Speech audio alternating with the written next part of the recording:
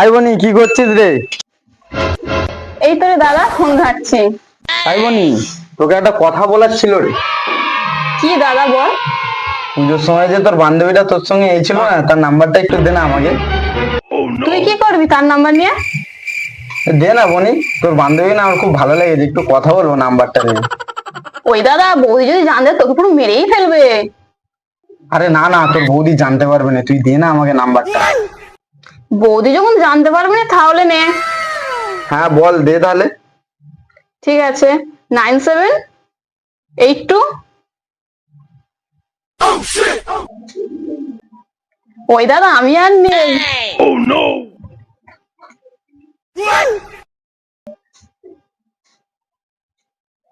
কেন বসে বসে মেয়েদের নাম্বার নিয়ে আছে, মেয়েদের নাম্বার নিয়ে আসছে, দাঁড়াও। এই রে, কেলো করেছে, এবার কেটে পড়িয়ে।